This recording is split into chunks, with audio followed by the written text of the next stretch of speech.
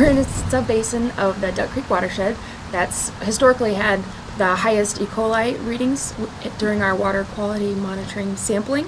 And so they chose to identify this area for a project for a permeable pavement and biocell combination project. It's called the Dover Court project. Dover Court is a section of street that is adjacent to 3 other roads that sort of run into it. So all the runoff from the roadways and homes along those areas ran down this street and through a park. And given the area was sort of wet during and after rainfalls and it had the high bacteria, the permeable pavement and biocells were chosen to go in order to treat the suspended solids and remove nitrogen and phosphorus and improve other qualities of our surface waters. The pavement surface is a paved drain paver block, and it's got 24 inches of aggregate underneath of it. And the subdrain from that system, when it drains the water down, it's got capacity for storage for 146,000 cubic feet of water.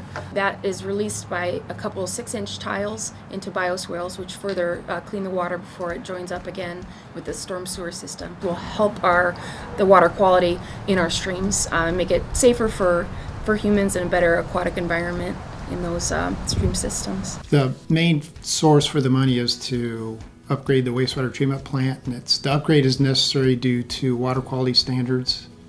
The plant right now, because of its age and the design of the system, it's not adequate to meet the new water quality standards. So the city was in a position where they needed to upgrade to replace aging infrastructure to meet new water quality standards. And a lot of it has to do with just the growth of the area. There's been a lot of growth over the last 20 years, and the plant basically it's too small now. Plant current design is for 4 million gallons per day flow. With the upgrade, it will be expanded to 8 million gallons per day with a peak of 21 million gallons per day to handle peak rain events.